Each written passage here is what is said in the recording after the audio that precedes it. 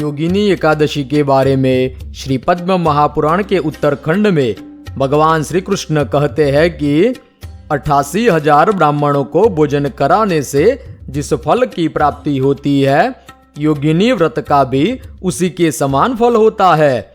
यह आख्यान महापाप को शांत करने वाला है तथा महान पुण्य रूपी फल प्रदान करने वाला है। इसको पढ़ने तथा सुनने से मनुष्य सभी पापों से मुक्त हो जाता है। इसलिए एकाग्रचित होकर इस संपूर्ण आख्यान को सुने और अपने हृदय में धारण करे।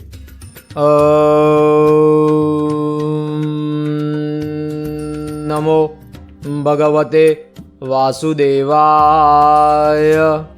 सभी भक्तजनों से निवेदन है कि पिछली सभी एकादशी के वीडियो में हम जिस तरह से देखते आए हैं कि दशमी विद्या एकादशी को व्रत न करके शुद्ध एकादशी को ही व्रत करे, चाहे वह द्वादशी युक्त ही हो, क्योंकि सभी वैष्णव भक्तों के लिए दशमी विद्या एकादशी को त्याग करने के ही वचन है। तो आइए सभी भगवत भक्तों का रमा राम राधा रमन हरि कृष्ण यूट्यूब चैनल पर चल रहे योगिनी एकादशी के आख्यान में सहर्ष स्वागत है। पूर्णिमांत मास अनुसार आषाढ़ मास के कृष्ण पक्ष की एकादशी को योगिनी एकादशी के नाम से जाना जाता है और अमासांत मास अनुसार ज्येष्ठ मास के कृष्ण पक्ष की एकादशी को योगिनी एकादशी के नाम से जाना जाता है।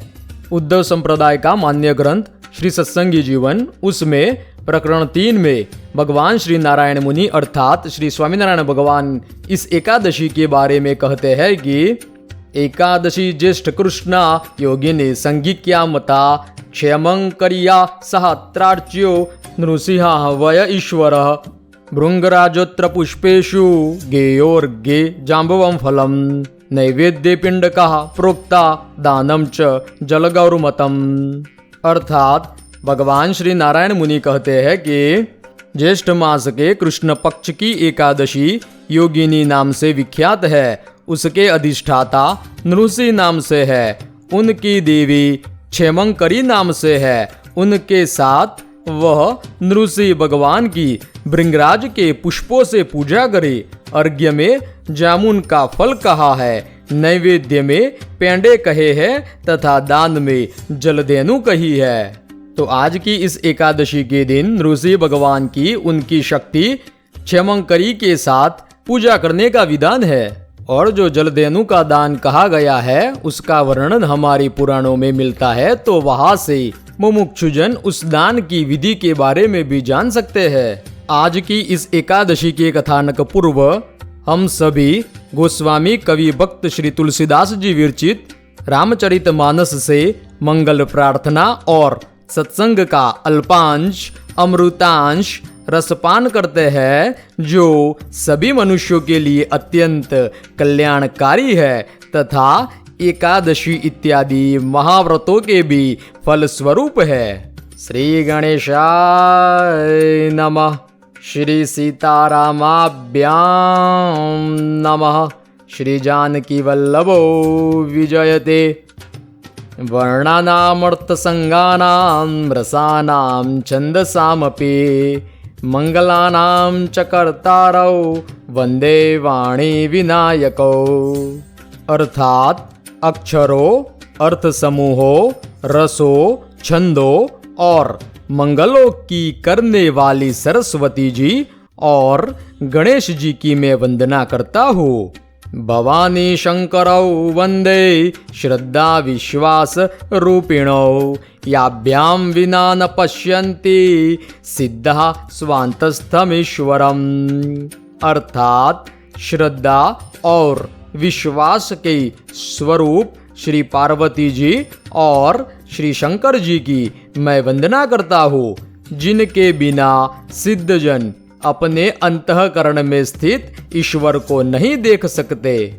वंदे बोधमयं नित्यं गुरुं शंकर रूपिणं यमाश्रितो हि वक्रोपि चंद्रः सर्वत्र वंद्यते। अर्थात ज्ञानमय नित्य शंकर रूपी गुरु की मैं वंदना करता हूँ, जिनके आश्रित होने से ही टेढ़ा चंद्रमा भी सर्वत्र वंदित होता है। फिर आगे श्री तुलसीदास जी कहते हैं, सीताराम गुणग्राम पुण्यारण्य विहारिणो वंदे विशुद्ध विज्ञानौ कवीश्वर कपीश्वरो। अर्थात श्री सीताराम जी के गुण समूह रूपी पवित्र वन में विहार करने वाले विशुद्ध विज्ञान संपन्न कवीश्वर श्री वाल्मीकि जी और कपीश्वर श्री हनुमान जी की मैं वंदना करता हूँ। फिर आगे लिखते हैं, उद्भव स्थिति संहार कारिणीम क्लेशहारिणीम सर्वश्रेयस्करीं सीताम नतोहम रामवल्लभाम। अर्थात उत्पत्ति स्थिति अर्थात पालन और संहार करने वाली, क्लेशों की हरने वाली तथा संपूर्ण कल्याणों की करने वाली श्री रामचंद्र जी की प्रियतमा श्री सीता जी को मैं नमस्कार करता हूँ।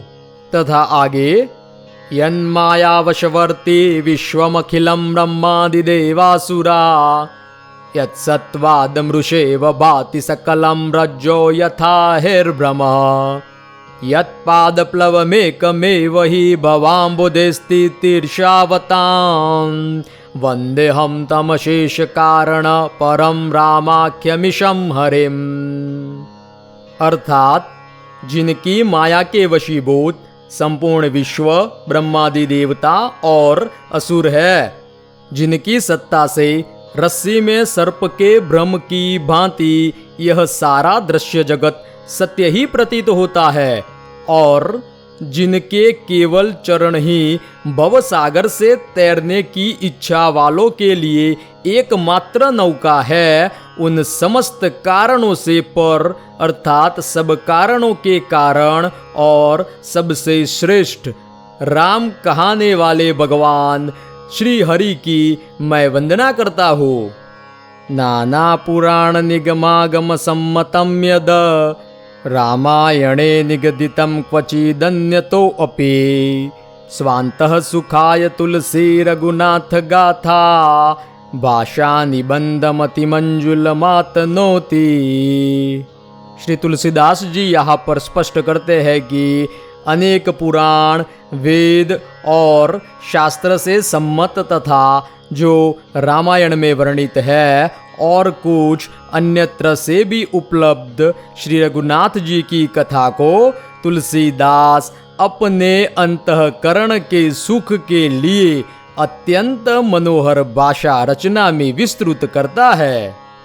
फिर आगे लिखते हैं कि जो सुमिरत सिद्धि होई गणनायक करिबर बदन करऊ अनुग्रह सोई बुद्धि राशि शुभ गुण सदन। अर्थात जिन्हें स्मरण करने से सब कार्य सिद्ध होते हैं, जो गणों के स्वामी और सुंदर हाथी के मुख वाले हैं, वे ही बुद्धि के राशि और शुभ गुणों के धाम अर्थात श्री गणेश जी मुझ पर कृपा करे। फिर आगे लिखते हैं, मुख होई बाचाल पंगु चढ़ई गिरिवर गहन जासु कृपाम सो दयाल द्रवौ सकल कलिमल दहन। अर्थात जिनकी कृपा से गूंगा बहुत सुंदर बोलने वाला हो जाता है और लंगड़ा लूला दुर्गम पहाड़ पर चढ़ जाता है, वे कलयुग के सब पापों को जला डालने वाले दयालु भगवन मुझ पर द्रवित हो अर्थात कि मुझ पर दया करे। फिर आगे लिखते हैं, नील सरो रूह श्याम तरुण अरुण बारिज नयन करऊ सोमम उर्धाम सदा क्षीर सागर शयन। अर्थात जो नील कमल के समान श्याम वर्ण है, पूर्ण खिले हुए लाल कमल के समान जिनके नेत्र है और जो सदा क्षीर सागर में शयन करते हैं, वे भगवान नारायण मेरे हृदय में निवास करे। तथा आगे, कुंद इंदु समदेह उमा रमन करुणा अयन जाहि दिन पर नेह करऊ कृपा मर्दन मयन। अर्थात जिनका कुंद के पुष्प और चंद्रमा के समान गौर शरीर है, जो पार्वती जी के प्रियतम और दया के धाम है, और जिनका दिनों पर स्नेह है वे कामदेव का मर्दन करने वाले शंकर जी मुझ पर कृपा करे। और फिर लिखते हैं, बंदव गुरुपद कंज कृपा सिंधु नर रूप हरि, महामोह तम पुंज जासु बचन रवि कर निकर। अर्थात मैं उन गुरु महाराज के चरण कमल की वंदना करता हूँ जो कृपा के समुद्र और नर रूप में श्री हरि ही है, और जिनके वचन महामोह रूपी घने अंधकार के नाश करने के लिए सूर्य किरणों के समूह है। तथा ब्राह्मणों और संतों की वंदना करते हुए लिखते हैं कि बंदव प्रथम महिषुर चरना, मोह जनित संशय सब हरना, सुजन समाज सकल गुण खानी, करऊ प्रणाम स प्रेम सुबानी। अर्थात पहले पृथ्वी के देवता ब्राह्मणों के चरणों की वंदना करता हूँ जो अज्ञान से उत्पन्न सब संदेहों को हरने वाले हैं। फिर सब गुणों की खान संत समाज को प्रेम सहित सुंदर वाणी से प्रणाम करता हूँ। मुद मंगलमय संत समाजु, जो जग जंगम तीर्थ राजु, राम भक्ति जह सुर सरिदारा, सरसई ब्रह्म विचार प्रचारा। अर्थात संतों का समाज आनंद और कल्याणमय है, जो जगत में चलता फिरता तीर्थराज अर्थात की प्रयाग है, जहाँ उस संत समाज रूपी प्रयागराज में राम भक्ति रूपी गंगा जी की धारा है, और ब्रह्म विचार का प्रचार सरस्वती जी है। तथा आगे विधि निषेधमय कलिमल हरनी, कर्म कथा रवि नंदनी बरनी, हरिहर कथा विराजति बेनी, सुनत सकल मुद मंगल देनी। विधि और निषेध अर्थात कि यह करो यह मत करो, यह विधि निषेध रूपी कर्मों की कथा कलयुग के पापों को हरने वाली सूर्य तनया यमुना जी है, और भगवान विष्णु और शंकर जी की कथाएं त्रिवेणी रूप से सुशोभित है, जो सुनते ही सब आनंद और कल्याणों की देने वाली है। सुनि समुझहि जन मुदित मन, मज्जहि अति अनुराग, लहि चारि फल अछत तनु, साधु समाज प्रयाग। अर्थात जो मनुष्य इस संत समाज रूपी तीर्थराज का प्रभाव प्रसन्न मन से सुनते और समझते हैं, और फिर अत्यंत प्रेम पूर्वक इसमें गोते लगाते हैं, वे इस शरीर के रहते ही धर्म अर्थ काम मोक्ष चारों फल पा जाते हैं। फिर आगे लिखते हैं, मज्जन फल पे खिय तत्काला, काक हो ही पिक बकऊ मराला, सुनिया चर्ज करे जनि कोई, सतसंगति महिमा नहीं गोई। अर्थात इस तीर्थराज में स्नान का फल तत्काल ऐसा देखने में आता है कि कौए कोयल बन जाते हैं और बगुले हंस। यह सुनकर कोई आश्चर्य न करे, क्योंकि सत्संग की महिमा छिपी नहीं है। बिनु सत्संग विवेक न होई, राम कृपा बिनु सुलभ न सोई, सत्संगत मुद मंगल मूला, सोई फल सिद्धि सब साधन फूला। अर्थात कि सत्संग के बिना विवेक नहीं होता, और श्री राम जी की कृपा के बिना वह सत्संग सहज में मिलता नहीं है। सत्संगति आनंद और कल्याण की जड़ है। सत्संग की सिद्धि अर्थात कि इसकी प्राप्ति ही फल है, और सब साधन तो फूल है। तथा आगे बहुत ही सुंदर लिखते हैं कि बंदउ संत समान चित, हित अनहित नहीं कोई, अंजलिगत शुभ सुमन जिमी, समसुगंध कर दोई। अर्थात मैं संतों को प्रणाम करता हूँ जिनके चित्त में समता है, जिनका न कोई मित्र है और न शत्रु, जैसे अंजलि में रखे हुए सुंदर फूल। अर्थात कि जिस हाथ ने फूलों को तोड़ा और जिसने उनको रखा, उन दोनों ही हाथों को समान रूप से सुगंधित करते हैं। वैसे ही संत शत्रु और मित्र दोनों का ही समान रूप से कल्याण करते हैं।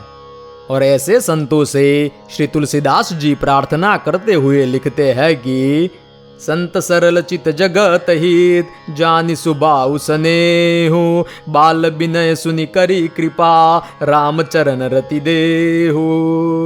अर्थात संत सरल हृदय और जगत के हितकारी होते हैं। उनके ऐसे स्वभाव और स्नेह को जानकर मैं विनय करता हूँ। मेरी इस बाल विनय को सुनकर कृपा करके श्री राम जी के चरणों में मुझे प्रीति दे। श्री तुलसीदास जी ने दुष्टों को भी प्रणाम किया है। यहाँ पर लिखते हैं कि बहुरे बंदी खल गन सती बाय जे बिनु काज दाहिने हुबाय परहित हाने लाभ जिन्ह के रे उजरे हर्ष विषाद बसेरे। अब मैं सच्चे भाव से दुष्टों को प्रणाम करता हूँ जो बिना ही प्रयोजन अपना हित करने वाले के भी प्रतिकूल आचरण करते हैं। दूसरों के हित की हानि ही जिनकी दृष्टि में लाभ है, जिनको दूसरों के उजड़ने में हर्ष और बसने में विषाद होता है। तथा सभी जीव मात्र की वंदना करते हुए श्री तुलसीदास जी लिखते हैं कि जड़ चेतन जग जीव जत सकल राममय जानी बंदउ सबके पद कमल सदा जोड़ी जुग पानी। अर्थात जगत में जितने जड़ और चेतन जीव है सबको राममय जानकर मैं उन सब के चरण कमलों की सदा दोनों हाथ जोड़कर वंदना करता हूँ। तथा आगे लिखते हैं कि देव दनुज नर नाग खग प्रेत पितर गंधर्व बंदउ किन्नर रज निचर कृपा करहु अब सर्व। देवता दैत्य मनुष्य नाग पक्षी प्रेत पितर गंधर्व किन्नर और निशाचर सबको मैं प्रणाम करता हूँ। अब सब मुझ पर कृपा कीजिए। इस प्रकार श्री तुलसीदास जी सबकी प्रार्थना और विनती करने के बाद फिर आगे लिखते हैं कि अति विचित्र रघुपति चरित जानहि परम सुजान जे मति मंद विमोह बस हृदयम दरहि कछुआन। श्री रघुनाथ जी का चरित्र बड़ा ही विचित्र है। उसको पहुँचे हुए ज्ञानी जन ही जानते हैं। जो मंद बुद्धि है वे तो विशेष रूप से मोह के वश होकर हृदय में कुछ दूसरी ही बात समझ बैठते हैं। तथा आगे लिखते हैं राम अनंत अनंत गुण अमित कथा विस्तार। श्री राम अनंत है, उनके गुण भी अनंत है और उनकी कथाओं का विस्तार भी असीम है। तथा लिखते हैं कि कलप भेद हरिचरित सुहाए भांति अनेक मुनि सन्ह गाए करियन संशय असुर आनी सुनिय कथा सादर रति मानी।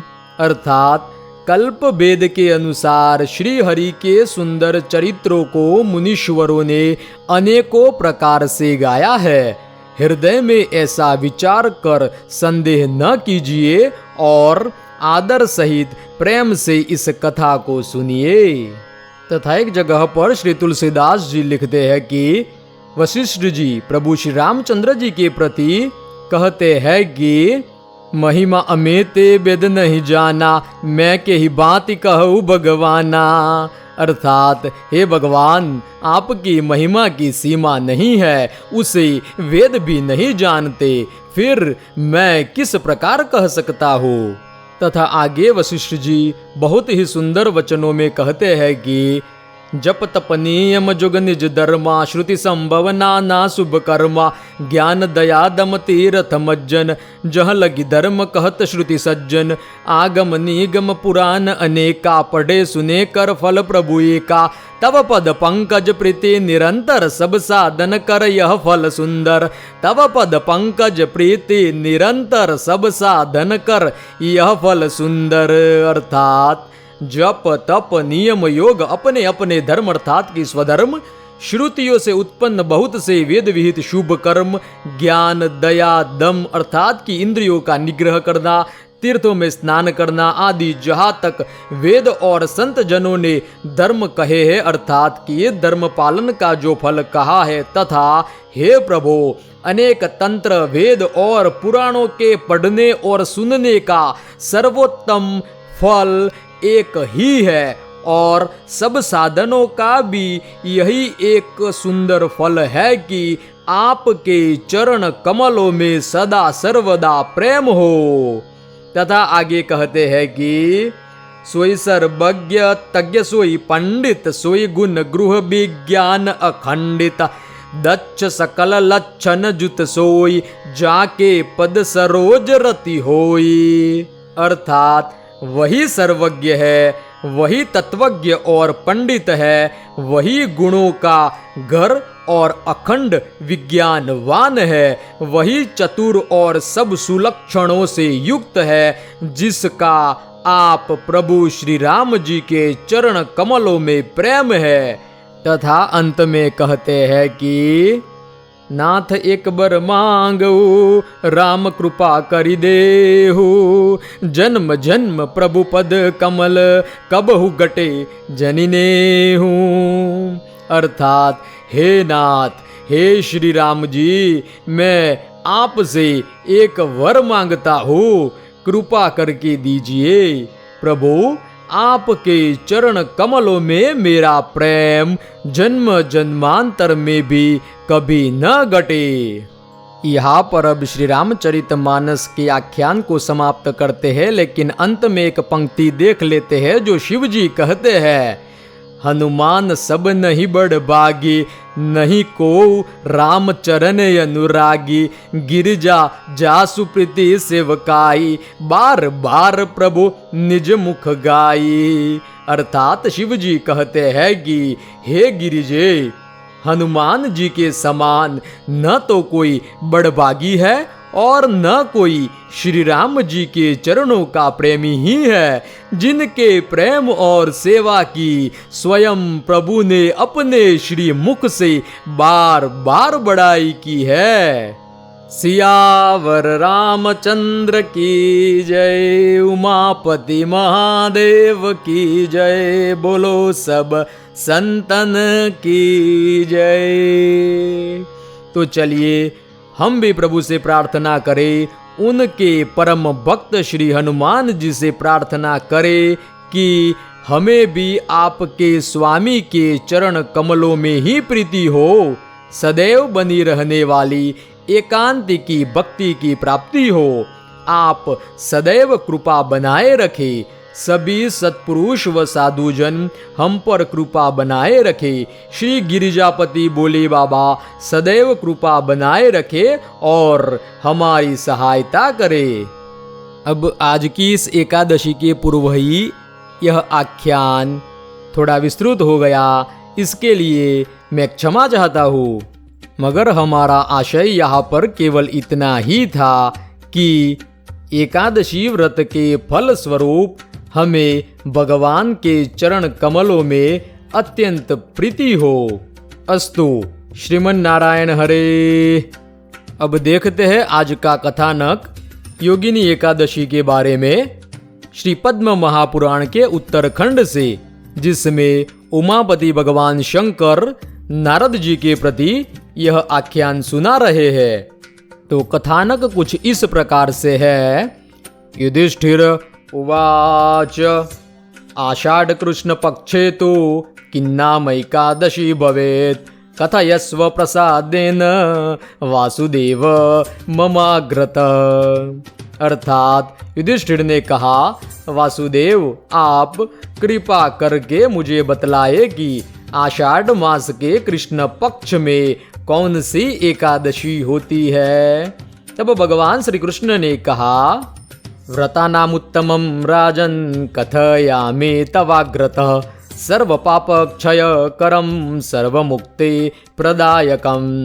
अर्थात राजन मैं आपके समक्ष सभी पापों के विनाशक, सबों को मुक्ति प्रदान करने वाले उत्तम व्रत को बतला रहा हूँ। आषाढ़ मास के कृष्ण पक्ष में होने वाली एकादशी का नाम योगिनी एकादशी है। वह महापाप का विनाश करने वाली है। एकादशी नृपश्रेष्ठ महापातक नाशिनी। फिर आगे कहते हैं, संसार सागर में डूबने वाले जीवों के लिए यह सनातन नौका स्वरूप है। संसारार्णव मग्नानाम पोतभूता सनातनी। और आगे कहते हैं, जगत्त्रये सारभूता योगिनी व्रतकारिणाम, अर्थात योगिनी व्रत करने वालों के लिए यह त्रैलोक्य का सार है। फिर आगे कहते हैं, मैं आपको पौराणिक कथा सुनाता हूँ। अब यहाँ पर भगवान श्री कृष्ण युधिष्ठिर राजा के प्रति एक आख्यान कहते हैं।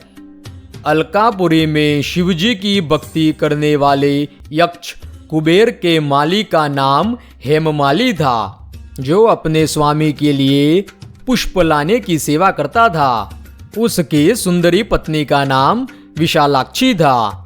एक बार की बात है कि जब हेममाली का मन अपनी पत्नी में लगा था, वह कामांध हो गया। वह मानसरोवर से पुष्पों को लाकर अपने घर ही रह गया। अपनी पत्नी में आसक्त होने के कारण वह अपने स्वामी कुबेर के घर नहीं गया। कुबेर देवालय में शिवजी की पूजा करते थे। दोपहर की बेला में वे फूल के आने की प्रतीक्षा कर रहे थे, किंतु हेममाली अपने घर में अपनी पत्नी के साथ रमण करता रहा। समय का अतिक्रमण हो जाने के कारण कुबेर ने कहा, यक्षो, दुष्ट हेममाली क्यों नहीं आ रहा है? उन्होंने बार बार कहा कि जाकर पता लगाओ।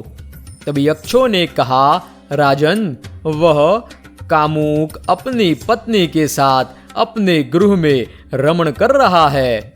उन सबों की बात सुनकर कुबेर क्रोध से भर गए। उन्होंने शीघ्र उस हेममाली को बुलवाया। समय का अतिक्रमण जानकर वह हेममाली भी भयभीत हो गया था। अपनी पत्नी के संग रमण को छोड़कर सीधा ही जाकर कुबेर के सामने खड़ा हो गया। उसको देखकर कुबेर क्रोध से अपनी आंखें लाल करने लगे। फिर क्रोध से आविष्ट होने के कारण उनके ओष्ठ फड़फड़ा रहे थे। फिर कुबेर ने कहा, अरे पापी, दुष्ट, दुर्वृत्त, तुमने देवता का अपमान किया है। तुम्हें 18 प्रकार के कुष्ठ हो जाए। तुम अपनी पत्नी से वियुक्त हो जाओगे। तुम स्थान से पतित हो जाओ। तुम अदम स्थान को प्राप्त करो। तुम यहाँ से जाओ। कुबेर के इतना कहते ही वह उस स्थान से पतित हो गया। अब वह कुष्ठ से पीड़ित था तथा महादुखों से अभिभूत था। न उसको दिन में सुख मिलता था और न रात में नींद आती थी। छाया में भी उसका शरीर पीड़ित रहता था। धूप में वह अत्यंत पीड़ित रहता था। शिवजी की पूजा के प्रभाव से उसकी स्मृति नष्ट नहीं होती थी। पाप से अभिभूत होने पर भी उसको पूर्व कर्म का स्मरण था। जहां से वह घूमता हुआ हिमाचल पर्वत पर गया, वहां पर उसने तपोनिधि मार्कंडेय मुनि को देखा। राजन, मार्कंडेय मुनि की आयु ब्रह्मा जी की आयु के बराबर थी। कहीं कहीं पर ब्रह्मा जी के 7 दिन जितनी आयुष्य भी बताई गई है। फिर आगे कहते हैं कि उस पापी ने दूर से ही उनके चरणों की वंदना की। मार्कंडेय मुनि ने उसको उस तरह से कांपते हुए देखा। परोपकार करने के लिए उसको बुलाकर पूछा। मार्कंडेय महर्षि कहते हैं कि तुम किस कारण से कुष्ठ से अभिभूत हो तथा तुम इस तरह अत्यंत निंदित क्यों हो गए? इस तरह से कहने पर उसने महामुनि मार्कंडेय महर्षि से कहा। हेममाली ने कहा, मैं यक्षराज कुबेर का अनुचर हूँ और मेरा नाम हेममाली है। हे मुने, मैं प्रतिदिन मान सरोवर से कमल पुष्प समूह को लाता था और शिव पूजन की बेला में उसे कुबेर को समर्पित करता था। मगर एक दिन मुझको समय का पता नहीं चला। शोक से व्याकुल अंतःकरण वाला मैं पत्नी के सुख को प्राप्त करने लगा।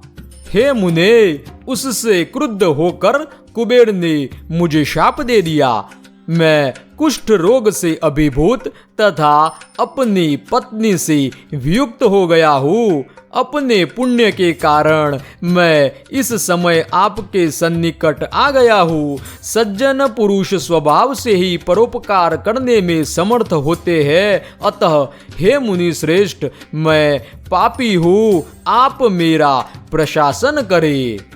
तब मार्कंडेय महर्षि ने कहा, तुमने इस विषय में सत्य कहा और झूठ नहीं बोला है, अतएव मैं तुमको कल्याणप्रद व्रत बतलाता हूँ।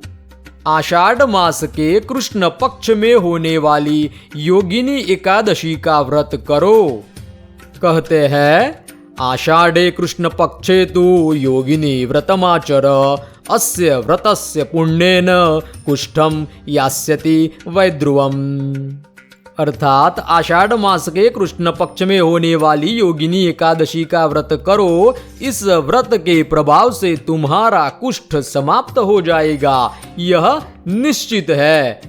ऋषि के इस वाक्य को सुनकर उसने पृथ्वी पर दंड के समान गिरकर महर्षि को प्रणाम किया। मुनि ने उसको उठाया, उसके कारण वह अत्यंत प्रसन्न हुआ।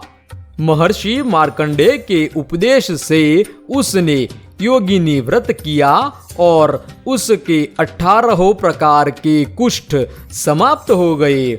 मुनि के कथनानुसार व्रत करने के कारण वह सुखी हो गया। हे नृपश्रेष्ठ, यह इस प्रकार का योगिनी व्रत कहा गया है। तथा आगे कहते हैं, 88 सहस्राणि द्विजान भोजयते तु यः तत्समं फलमाप्नोति योगिनी व्रतकुन्नरः।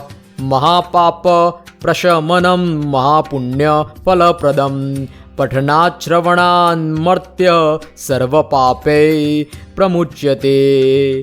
अर्थात 88,000 ब्राह्मणों को भोजन कराने से जिस फल की प्राप्ति होती है, योगिनी व्रत का भी उसी के समान फल होता है। तथा आगे यह आख्यान महापाप को शांत करने वाला है तथा महान पुण्य रूपी फल प्रदान करने वाला है। इसको पढ़ने तथा सुनने से मनुष्य सभी पापों से मुक्त हो जाता है।